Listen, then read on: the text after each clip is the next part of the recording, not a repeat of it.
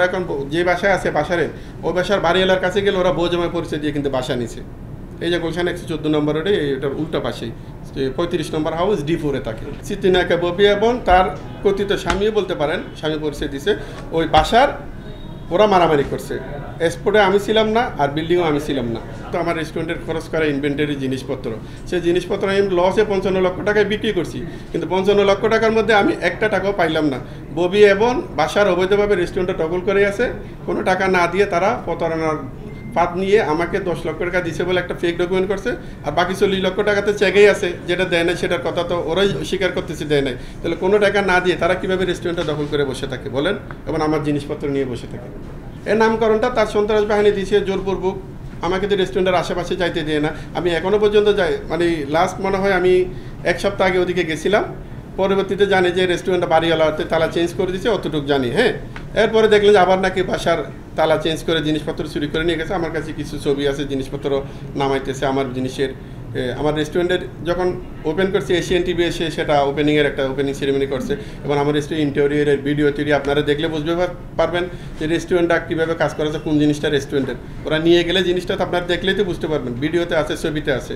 রেস্টুরেন্টের পারমিশন না থাকলে আদার্স রেস্টুরেন্টগুলো চলতেছে কীভাবে, আর রেস্টুরেন্ট পারমিশন আছে কি নাই সেটা তো ববিরও দেখার বিষয় না, এটা তো বাসারেরও দেখার বিষয় না। এটা দেখবে আপনার রাজুক অথবা সিটি কর্পোরেশন অথবা সংশ্লিষ্ট সরকারি কর্মকর্তারা, ওরা যদি রেস্টুরেন্ট পরিচালনা করতে দেয়, ওই রেস্টুরেন্টে তারও 2-3টা রেস্টুরেন্ট আছে, ওগুলো কীভাবে চলতেছে? তাহলে আপনি তো রেস্টুরেন্টের মালিকই হতে পারেন নাই, ফ্লোরের মালিকের সাথে এগ্রিমেন্ট নাই, আমার সাথে এগ্রিমেন্ট নেই, আপনাকে কীভাবে রেস্টুরেন্টের মালিকে কাগজ দিবে বা পারমিশন আছে কি নাই সেই পর্যন্ত তো আপনি যেতেই পারেন নাই।